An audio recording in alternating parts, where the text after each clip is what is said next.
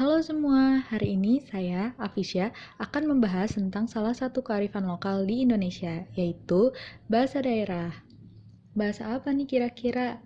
Kan Indonesia luas tuh, dari Sabang sampai Merauke, dan Indonesia memiliki lebih dari 721 bahasa daerah. Wow, banyak banget ya. Nah, bahasa yang akan kita bahas hari ini adalah bahasa yang dekat banget nih sama kita.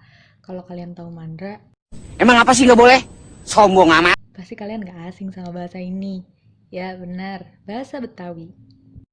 Bahasa Betawi atau bahasa Melayu Betawi sendiri ialah bahasa Kreol yang didasarkan pada bahasa Melayu pasar ditambah dengan unsur-unsur bahasa Sunda, Bali, Tiongkok Selatan terutama bahasa Hokian, Arab, serta bahasa dari Eropa terutama bahasa Belanda dan Portugis. Bahasa Melayu dialek Nusa Kelapa telah dipergunakan di Jakarta paling tidak sejak abad ke-10. Bahasa Melayu dialek Jakarta atau bahasa Betawi ini terdapat kosakata yang tergolong Betawi Kawi, yang dipengaruhi oleh bahasa Melayu Polinesia dan bahasa Kawi Jawi. Bahasa Betawi yang dipergunakan sejak abad ke-10 mendapat pengaruh dari bahasa Portugis mulai abad ke-16. Pada awalnya, bahasa ini dipakai oleh kalangan masyarakat menengah ke bawah pada masa-masa awal perkembangan Jakarta. Biasanya dipakai oleh komunitas budak serta pedagang.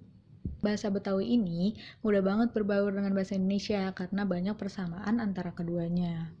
Karena berkembang secara alami, tidak ada struktur baku yang jelas dari bahasa ini yang membedakan dari bahasa Melayu.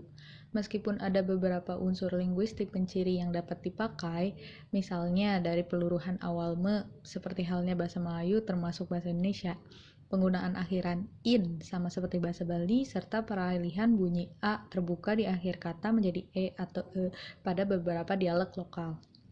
Pada masa Prasumpah Pemuda, bahasa Indonesia yang masih disebut bahasa Melayu menjadi alat komunikasi atau bahasa yang sering dipergunakan dalam pergaulan sehari-hari antara suku-suku bangsa Indonesia atau antar bangsa Indonesia dan bangsa asing. Sehingga bahasa Melayu menjadi semacam jembatan yang mengakrabkan hubungan antara suku-suku bangsa dari berbagai daerah Indonesia. Perkembangan selanjutnya terdapat gaya berbahasa Indonesia dengan campuran bahasa Betawi yang disebut Prokem Betawi. Gaya berbahasa ini tidak hanya diucapkan dalam obrolan santai, melainkan telah masuk dalam media surat menyurat seperti gini, dong, si, serta kata deh.